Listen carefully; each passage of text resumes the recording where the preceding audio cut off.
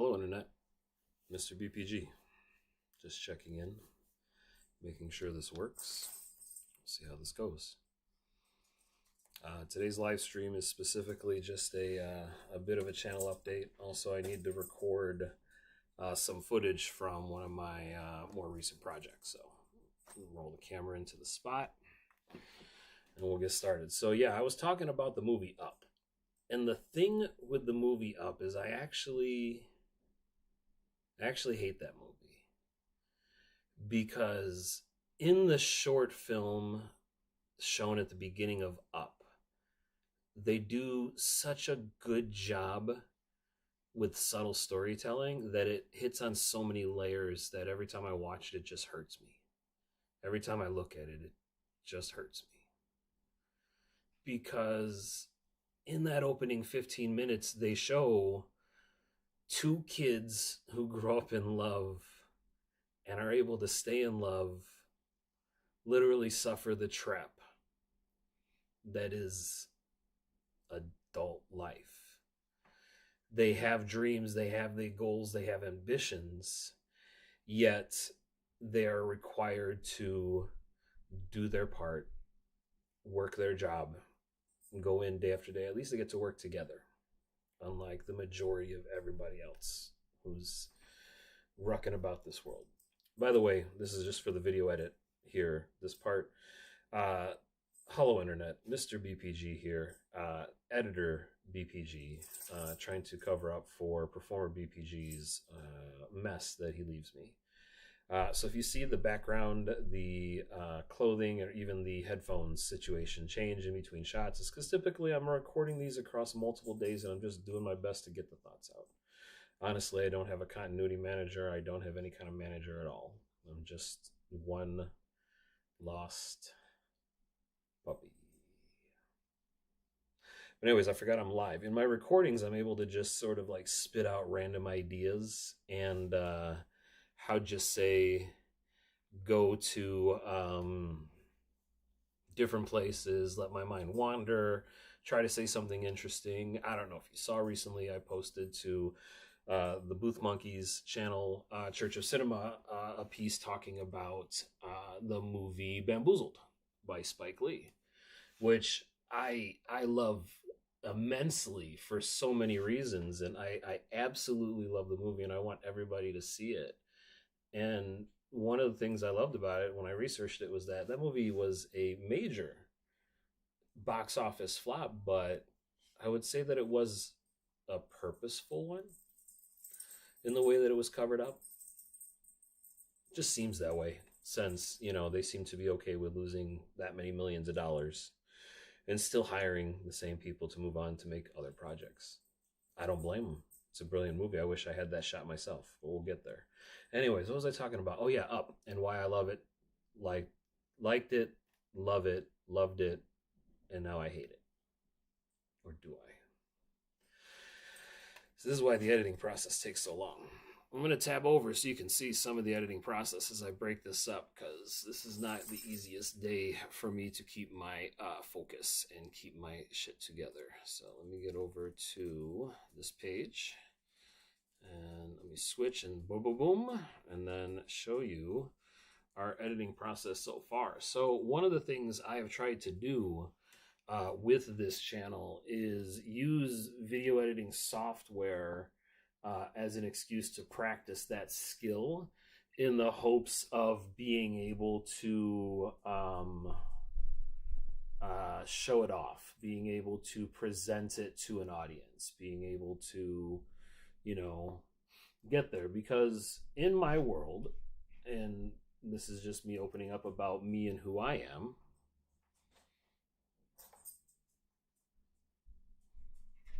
let me get back to me. Director, cut back to camera one. In my world, there are only 3 ways that I have discovered to make real money. Okay, way number 1, be government. Oh, that way. Be government. Invent the idea of money and then just literally take it from people before they get it, and then redistribute it wherever you think is needed, wherever you think it's needed. And as an editor, I'd probably cut to however many bombs are being sold and the 2 cent bullets that are used to end whole lives because of other shit I thought I was talking about up. Anyways, oh yeah, number 2.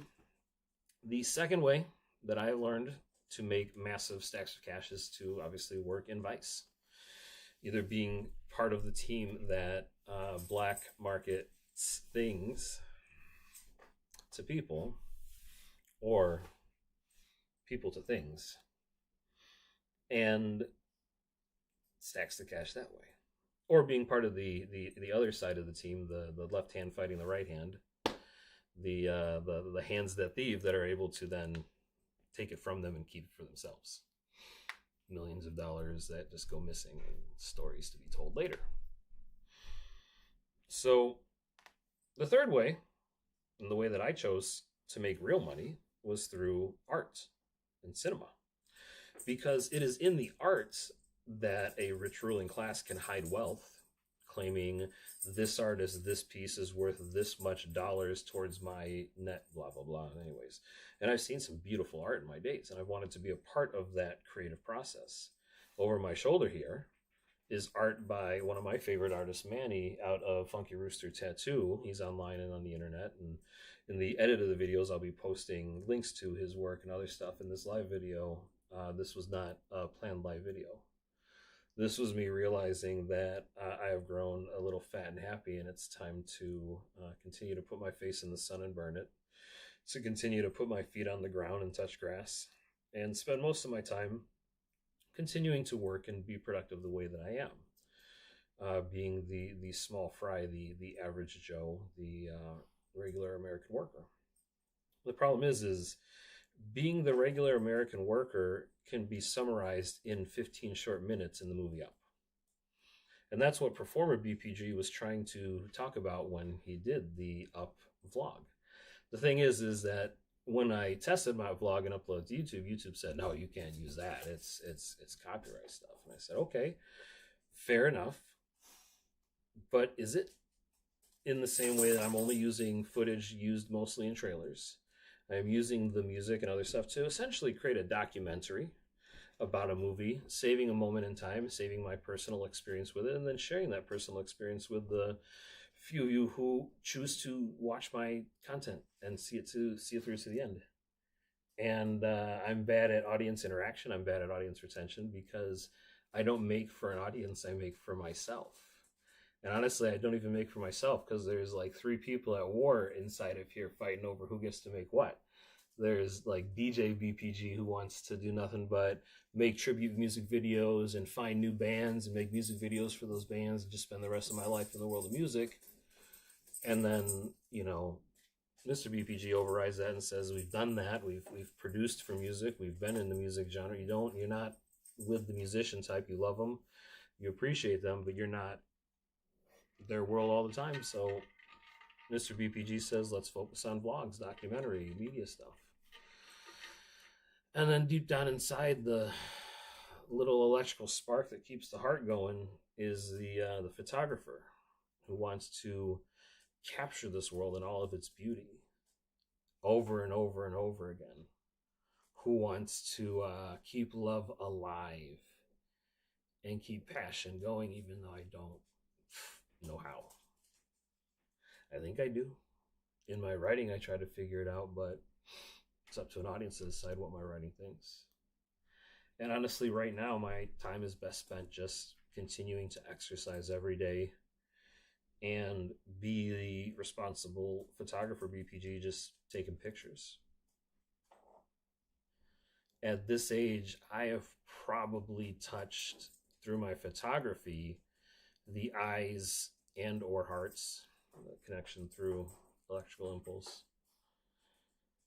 hundreds to thousands of people through being there for them as a teacher, leader, helper, friend, or maker, trying to promote them and trying to promote their work. I've very rarely worked on anything for myself, about myself, and tried to lead my own teams. I've always just been there saying, well, you have the money and I can lead a team. And so now I want to make my own team. I want to make my own money. And the way that I want to do it is not option one, handing with the hands of the thief, not option two, working my way into vice, but option three, which is through the arts. In my earliest time as a theater person, I cannot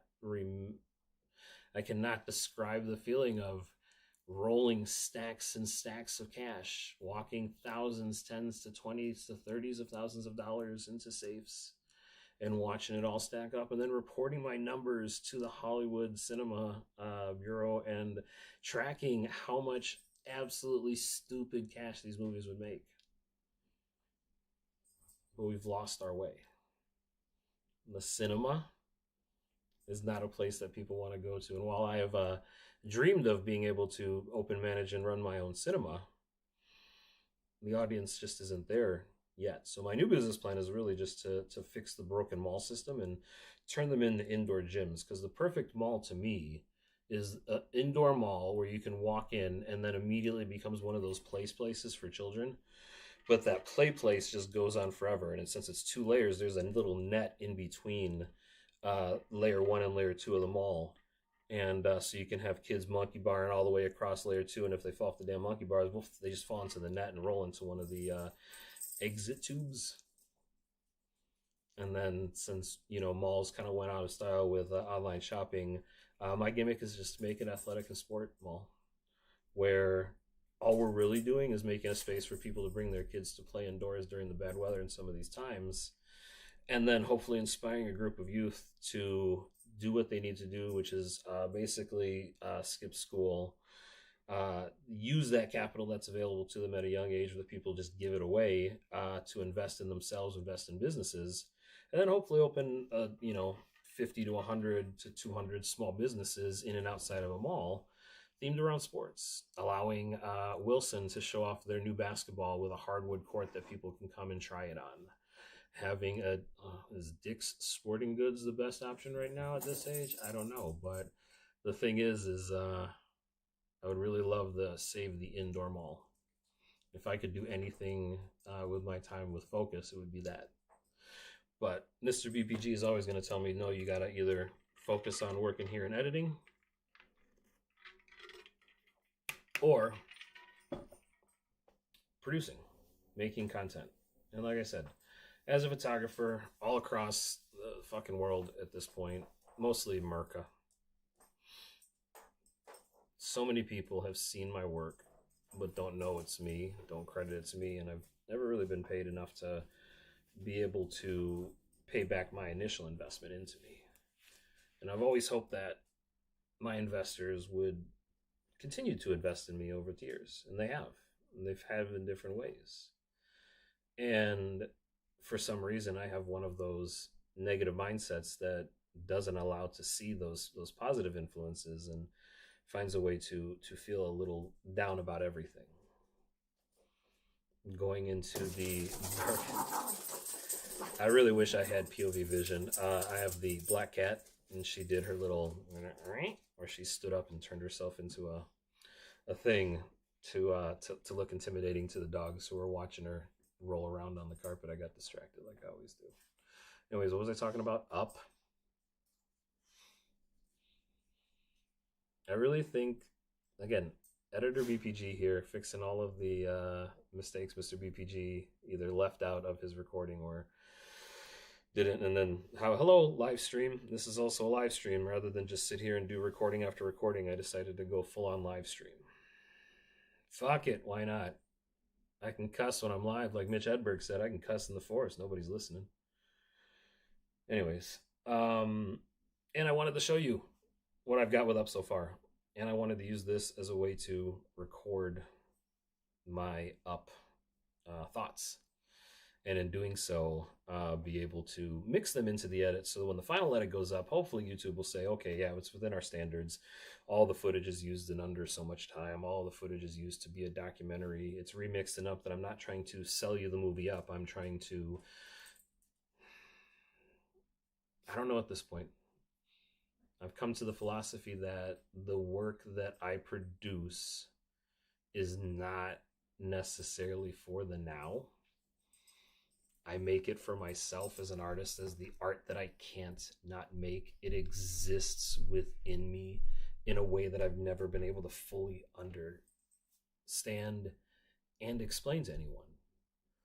That there are times when I can turn off most of this meat space and just go into a trance like state where I just function, I write, I create. But little BPG is always trying to distract me with, play with me with some. Never mind this. Up. What other thoughts did I want to get on and up? Oh yeah, basically that. In watching those first 15 minutes of Up, it really does feel like they show off what it's like to be in America, to work a modest job, to be with a person that you love, and even though you do all that, life's still gonna get you. You may have a goal of going to Venezuela, eh? Well, fate is always going to send you a flat tire, or break your arm, or break your leg. It's always going to find a way to make you pay for the comfort that we live. Because in the wild, it's savage. And editor BPG, watching performer BPG's footage, basically realized that in watching the movie. There is no way Russell and Carl, who I refer to in this episode as Up, could ever survive their trip to Venezuela.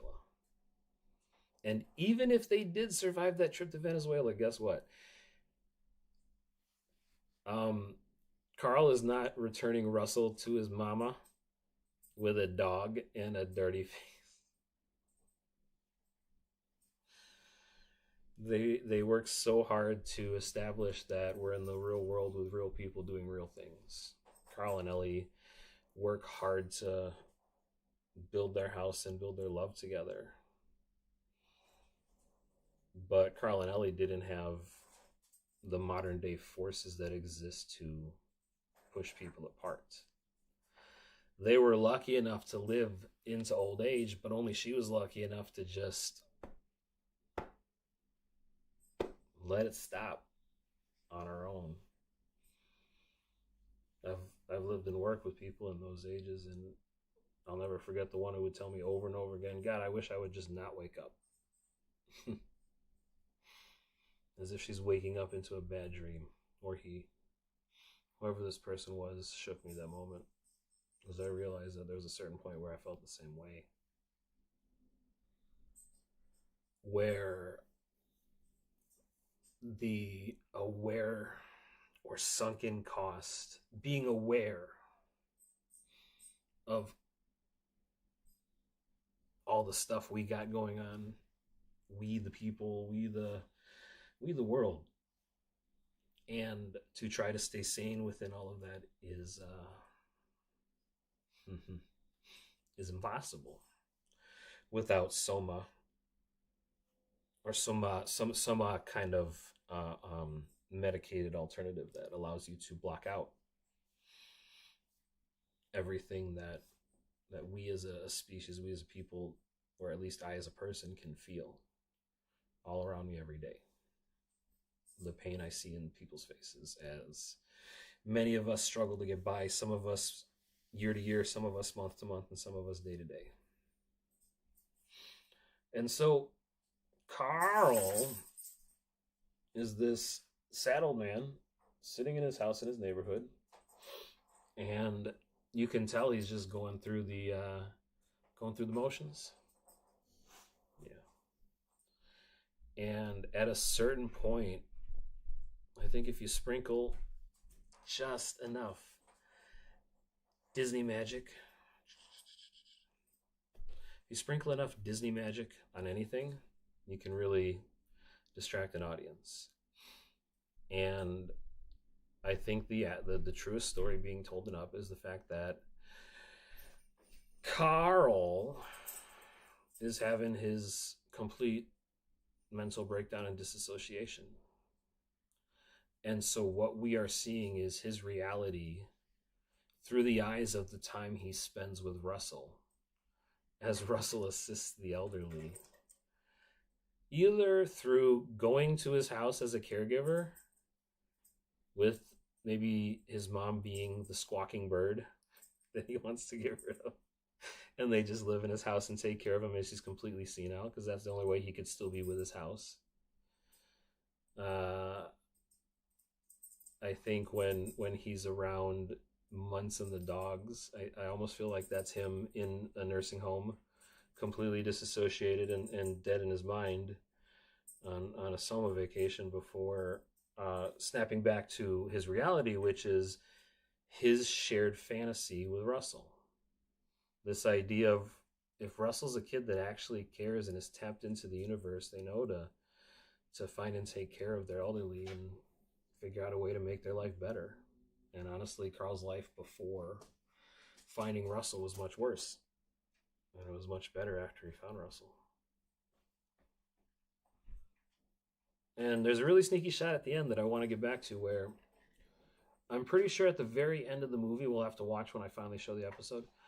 At the very end of the movie, they show a shot of his mother, and at first I thought she was in CNA or nursing clothes. Turns out she's just dressed formal. Because if she was in nursing clothes, that would have like locked in. That was confirmed. But I'm pretty sure in the footage behind her, they show no one. But at the ending shot, they zoom out to show him hanging out and eating ice cream with all the dogs barking, who weren't there the shot before. And that's why I feel that the movie Up tells a sad story over and over and over again. It tells the sad story of love and that feeling that it never lasts forever. But it's possible to live a modest life and work on it if you're at least happy with that small, modest life. And you don't have the weight of the world on your shoulders and the sword of Damocles hanging over your brow. And then it tells an even sadder story without even telling you about watching an old man with dementia completely disassociate into a place where he's no longer himself, his normal self. And his only way to interact with the world is to, as he's looking at that picture, I gotta get my wife, I gotta get this house, I gotta get us to this magical place, this jungle that exists that we've dreamed of all our lives. And it's funny that that is their goal, only to have fate continually throw up roadblocks. But at least they have their place together. At least they have each other. Until they don't. And that's why with this new interpretation, I basically hate Up. Because I can't watch it without seeing and realizing, as much fun as this Disney sprinkled fantasy is, it's just fantasy. The reality of the story is, he is just a sad old man in his house who finally got less sad by being able to connect with a kid who needed a father. And now I'm going to get into the personal stuff. Just going to Kid Without a Father. Where was I? I know where I was. Depending on who's out there, I think it's time to watch the rough cut of the video. Because, I don't know if you can hear, my dogs are getting antsy. They're fighting with the cat over who gets to sleep on which spot. And they're all ready to go out and do their outside peas and poops. Because the Grass Bakery opens at dawn. And they are expecting fresh loaves. That and dogs can't walk themselves. Yet.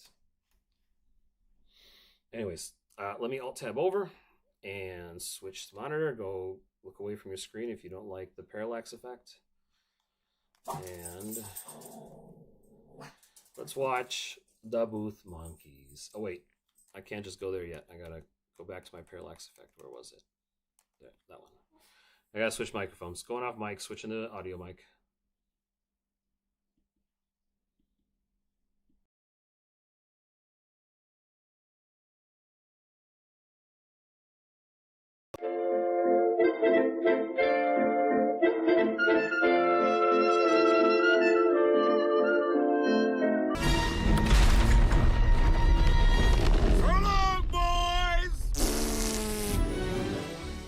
Hello, Internet. It's me, the Booth Monkey, for the Church of Cinema. Today, our feature presentation is on the classic Disney film, Disney Pixar. Yep, right up the booger nose trail. Take that as a no, then. Through the ups and downs, working together, doing their tasks to the point where the short film ends with him holding the same balloon that started this adventure they were on together. And at that point, he thinks the adventure is over, and the short story ends and the greater movie begins, where we are introduced to the world Up lives in now, without Down. They cleaned it up, they built it up, and they spent their entire lives together. And when you're the age of Up, you just expect to eventually fade away and die in that home with Down. And she left him first. And so he's just in this pickle where if you've seen it, you know what happens. But if you haven't, you should start watching this movie now. Get your heart ripped out at the beginning with that wonderful short story and just watch it get ripped out again by the end, because everything after that I can only describe as Disney doing one of the greatest acts of subtle storytelling.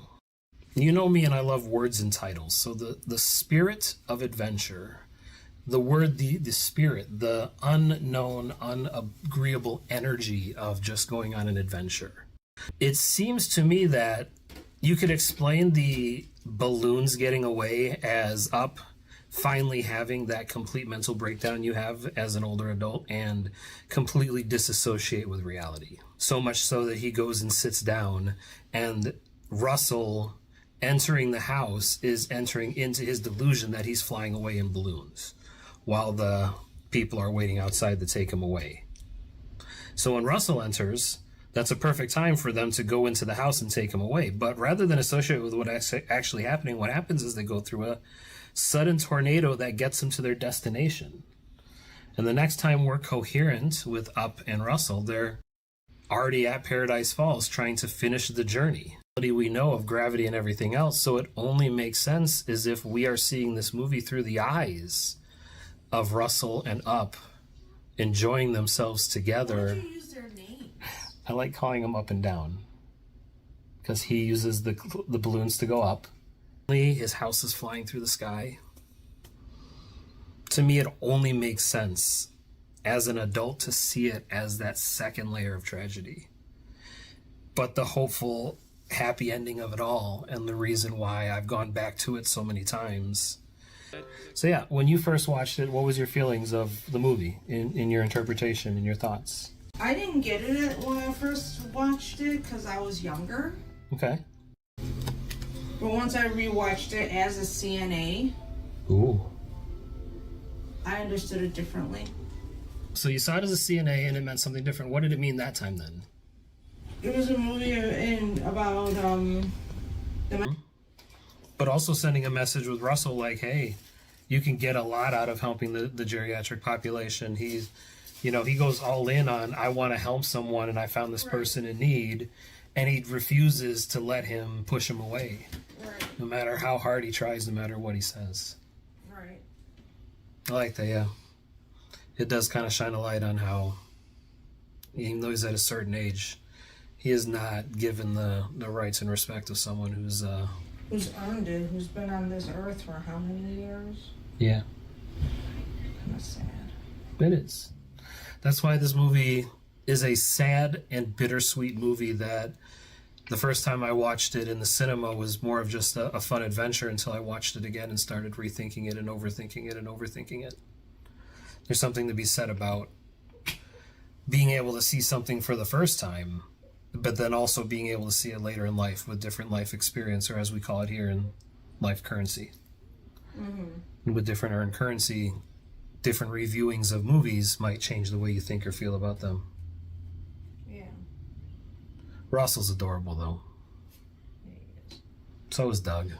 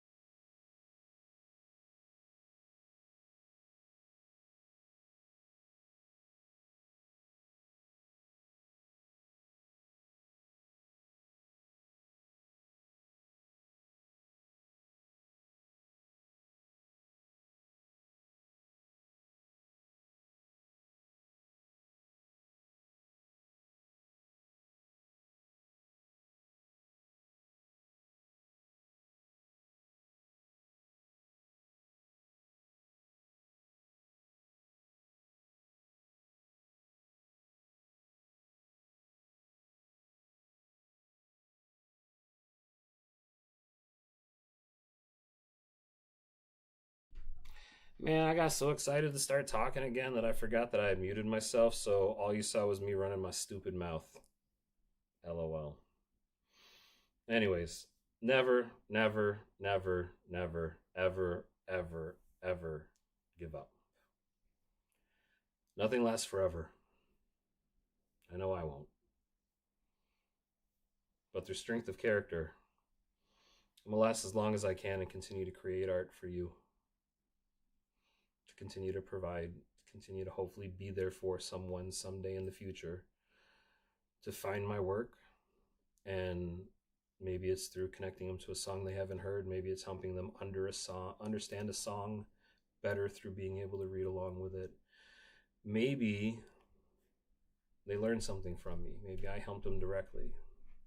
And if I never helped you or actually caused you any hurt or pain, I'm sorry. But them's the breaks. God, I wish that mic was on for the earlier part. I'm pretty sure I actually said a bunch of interesting stuff. I was basically explaining this is the end of the live stream. I have dogs that need to drop off their fresh loaves at the Grass Bakery. Bakery opens at dawn, and we're already a little past sunrise, so both the bakers and the bakery are probably getting impatient for their loaves. And I wanted to record my editor's notes in a live stream format. Not being able to interact with you is weird. I had to choose a different software, so my side company, Seven Talents, and my partners there have been working on all of the different ways to stream. This was just me being Mr. BPG streaming from home solo in an impromptu. I better get this out before I have to pack it all up and move it again. Anyways, oh yeah, and then I was trying to say that I finally found the proof that Up is a fantasy. Proof number one. Mr. Peachskin at the beginning gets whacked in the head with Up's cane tennis ball and immediately draws blood, whereas the 150-year-old dog scientist gets whacked with the same cane in a sword fight and it doesn't draw blood. Proof number one, that it was a conspiracy. Proof number two is basically that when Up is in fantasy, flying away in his house, when his house takes off at the beginning, while we see people's reaction, we don't see Russell. He's not on the deck, he's not under the deck, he is nowhere to be seen, shot after shot after shot, until he appears after knocking. Which is a great trick by Disney to put him in there, even though they gave it away in the trailer. If you were first watching it as a kid, that must have been a really funny moment. And to me, that signals the exact moment when it went into fantasy. Because that was why they immediately go into a thunderstorm and he immediately passes out. Because people like, what's his name? Muntz. Sorry, I kept calling him Up. People like, no, Russ is the adorable kid. People like Carl, when they completely disassociate, don't see the reality as anyone else's reality. They see their own reality. And the reality he has is this reality he created for himself, and then Russell's ability to share that reality with him. And the more I watch it, the more I think that was the moment when they must have drugged him, and possibly his mom came in to help and say, oh yeah, we're here to assist the elderly, and found out that maybe they could let him stay in the home a little longer once they realize if he has a full diagnosis. That's why I swear Russ finding the bird is literally his mom. And that's why it's doing all those mom things to him. Carl can only see her as a squawking bird, but in reality, that's Russ's mom helping Carl live at home and give time together with Russ. Anyways, thanks for watching if you did. Thanks for those who have subscribed and put up with my completely wild release schedule of vlog, music video, vlog, trying to make a movie of the movie I'm trying to make. Thank you all for your support. Specifically, thank you, Candace and Pink Otter. Things. You have enabled me in a way no one else has to be able to create. And while the Lords of Capital haven't blessed me with the security you asked for, I'm pretty sure I've got most of certain individuals' attention that I need. And if not them, federally basic individuals who function as machine people with machine minds and machine hearts. And I wouldn't be the modern day Damn, I fucked it up. I wanted to say it. And I wouldn't be the modern day pirate of modern media. I was, if I didn't take the time to remix a Disney classic that works on so many levels, and hopefully share with you a few laughs and a few good times along the way. The ticket for the next Church of Cinema Booth Monkeys is coming to you right now, so grab it when I hand it to you, and I'll see you at the next episode.